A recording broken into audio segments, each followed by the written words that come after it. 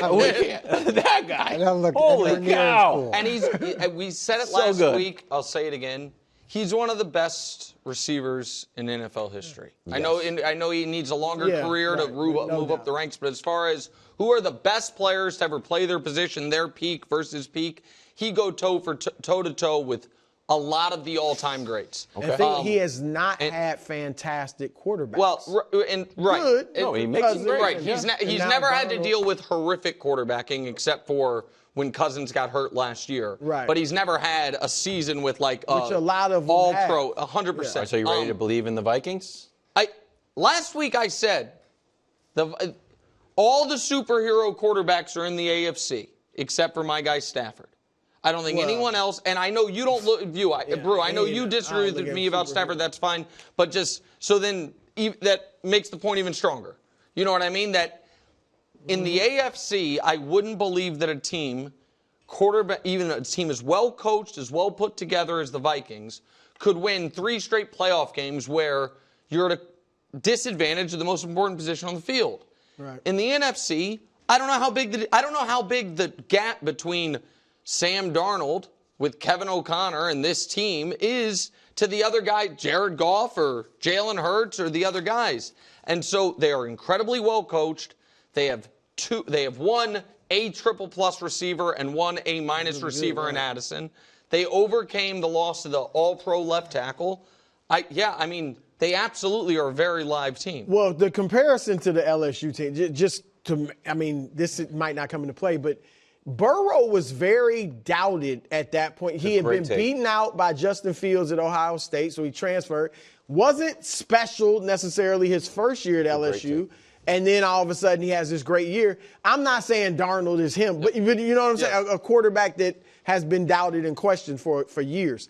The thing about Minnesota, coach, and I like them. I mean, I do. My pick is Green Bay. I feel good about that. I like Philly and Detroit better than them. But the one thing about Minnesota, they haven't beaten like the elite. They haven't faced most of the elite teams. Green Bay, right? Yes, but I mean, most people would not put Green Bay in that top tier. Detroit's beaten them, and then they haven't played Buffalo, Kansas City, or Baltimore. They've beaten Green Bay and Houston. So that's the one thing, like, they haven't really proven themselves. But the Seahawks were playing for their season. Can we and the Seahawks are a little bit further here? So they're on an 8-game winning streak. Mm-hmm. The combined record is 40-65 of the teams they beat, which is a 361 win percentage. What do you want them to do? Make the schedule? No, but they're about to play 2 teams with a combined record of 23-6. Well, they just played a team with a great record. 8-6. A team fighting for playoffs. So you know Nick loves Gene. The two teams that they beat are each over 1 game over 500 in that 8-game streak. But now we're going to play 2 teams that are combined 23-6. So we're going to see whether or not they're for real in the next 2 weeks. Not taking anything away from winning 8 games straight, but it's not like the who's who. No, that's true. But also, when they played Detroit, it came down to a field goal at the gun. They lost by 2, or a field goal in the last minute. What's up, Wilds? As you know, it's a segment I'm trying to introduce on the show. Vibe alert. Great vibes out of Minnesota. Oh, yeah. Great vibes. But they also had great vibes with Kirk wearing all of Justin's always jewelry. have great vibes. Yeah, Justin might just create great vibes. That's true. And O'Connell. He's a great coach. Yeah. He's a vibe multiplier. Yeah, vibe multiplier. Yeah. That's how I consider myself. Put that on my tombstone. You are that. Wow, thanks, guys. 250 passing yards and 3 touchdowns, the longest streak since the merger. Josh loves since the merger. There's Joe Burrow just setting records. Should Buffalo be worried if the Bengals get in? No. Well, Buffalo should be. I don't think the Bengals would win. Although, they played the Chiefs well. Maybe it looks like everybody does, but I would not think Cincinnati could win the AFC. But do you think they could Buffalo, win that? Yes, because Buffalo's defense is their problem. Hello. It would be a shootout, and guess who's got the best weapons? If you say quarterback's a wash, guess who's got the best weapons? Cincinnati by a mile. But Buffalo has a better defense than Cincinnati. Yes, but they don't have a defense that's going to stop Cincinnati. Cincinnati would put a ton of points up against them, and Buffalo would just have to outscore them. They should be really worried because if Cincinnati makes it, that means they've won 5 straight. Yep. The last 2 teams they got into the playoffs were essentially playoff teams. Okay, they've got a quarterback that leads the league in touchdowns and passing yards, and it's one of those things where when you go in red hot, and it also means the football gods are with him because all these other teams lost to get him in there.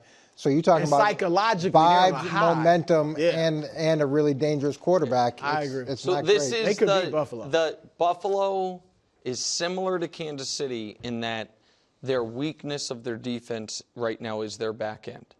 And if you have multiple elite weapons, which most teams don't, but Cincinnati obviously does, you're going to be able to move the ball and get them in a shootout. And so the reason we're talking about this, just so the audience understands, is if Cincy can only be the 7 seed, and if Cincy gets the 7 seed, it means that there is no chance Cincy could play anyone in round 1 other than Buffalo, or I guess if Buffalo falls all the way down. But if the Chiefs lose, like if Cincy gets in, they're playing the Bills almost assuredly. That's the matchup, and they can't be playing Kansas City in round 1. So if you're Buffalo, you are certainly rooting against it. Listen, I think Buffalo would be 6.5-point favorites in that game and should feel like they're going to win, but they would be double-digit favorites over Denver, Indy, or Miami. You know what I mean? Those would be shocking losses. This would not be shocking because of the way. I don't think anybody should want to see Cincinnati in the first round. I know the Chiefs will have the bye, but if I was the Chiefs and I had to play them in the first round, I'd be like, if Baltimore, even though they've beaten them twice, they haven't beat them in years. They beat them twice, but they were very close games. And are you going to beat them 3 times in a season? You know, like, so they're going to be dangerous. All right, Nick, you are a resident Caleb guy. Did you like what you saw? Well, I thought he played well. It depends on who you put that opening drive fumble on. So there was a missed exchange between he and the running back. Was it running back or wide receiver? I don't remember. But it was a running play. Like he pulled it but back, so I'm not sure whose fault that was. If that was on Caleb, that was a devastating error because you're going to have no chance to beat Detroit, making that type of mistake early. And then there was a fumble by a different player right after, and the game's essentially over immediately. I actually thought Caleb's performance was more of a warning for the Lions because during this losing streak, which is 9 games now, not a small sample, Caleb's numbers against Detroit versus all the other ones lead you to believe either he has Detroit's number or Detroit's defense is very, very gettable. So I don't, listen, I think that Jaden has been an A-plus rookie. I think Caleb has been as good, if not better, than any of the other rookies. But I did like what I saw from him as much as you can like in a game they get blown out. I like what I've seen from Caleb. I thought he was good, very good in this game. His accuracy was, it's been up and down, but this game he was on point. And he's thrown some I don't even think he was, you talked about him being too cautious. That's why he doesn't have the interceptions. I don't think he was that cautious in this game. He just played well. Like he seems to have a knack for avoiding the interceptions. And so, look, I think he'll have some things to build on when he goes into this next season, even though they might end on a bad losing streak. He'll at least be able to look at his own play and be able to build on that. So I would not be discouraged if I'm a Bears fan. Yeah, a lot of good quarterbacks have played on teams that were really bad their first year, and it worked out. But there's so many promising things that he's showing and encouraging things that he's showing, and we can knock him for not turning the ball over, but usually that's something that you have to really work on with young quarterbacks. So I don't think that's a huge flaw that has to be fixed, and whoever goes in there next year should have an opportunity to win a lot of games pretty quickly. All right. You look at his last 5 games, 1-4, and only scoring about 18 points, 200 yards. This is your guy. Nick, do you think Purdy played himself out of a contract? I think the Niners are going to make him a cursory offer that they don't expect him to accept. And they're going to offer him something like Baker's. 3 years, $100 million. You've made no money in your career. You want to take it? We'll guarantee, 2/3 of it, $60 million guaranteed. But during the broadcast, they were saying the difference is he going to get top of the market or is he going to just get something like Tua? Tua's $53 million a year. Mm-hmm.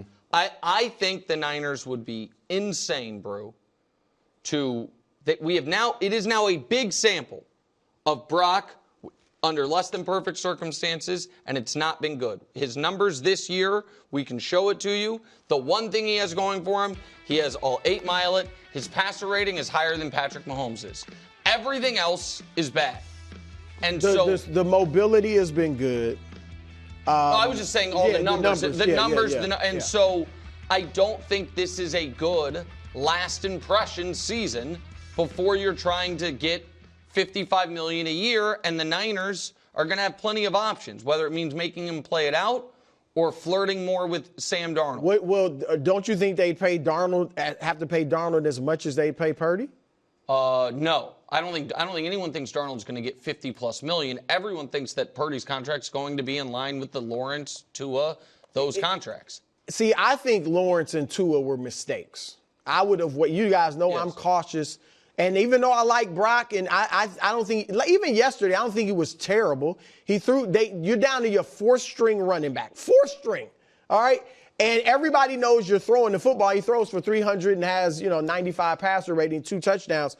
But if I'm the Niners, Brock, $45 million a year, 4 years, whatever. And if he doesn't take that, then I got the control. I can see another year of him, and then you got franchise tags after that. So they're not in a rush, but that's what I'm looking at, $45 million a year, which I think is fair. And I actually think Brock will take that. I really do. Okay. Because you're in a great situation. You'll have your guys coming back. I think you'll take that. Coach, this quote from Kyle Shanahan hit your radar. I'll read it to you about being eliminated from the playoffs. I wasn't aware. But that did nothing with the game. We kind of had that vibe last week. I know it wasn't official, but we understand numbers, so we kind of knew that last week. Why did this hit your radar? Because we're killing Brock Purdy because we said that his performance isn't very good. But here the head coach is talking about the fact that the whole vibe last week is like we missed the playoffs, and that's exactly how they played as a team. They had 11 penalties. There was one series where it was back-to-back-to-back penalties, which allowed Miami to pick up 25 or 30 yards. And it's to then go and kill him as saying he underperformed when you do have all the injuries. And then the whole mindset organizationally, starting from the head coach down, is, yeah, we're out of it.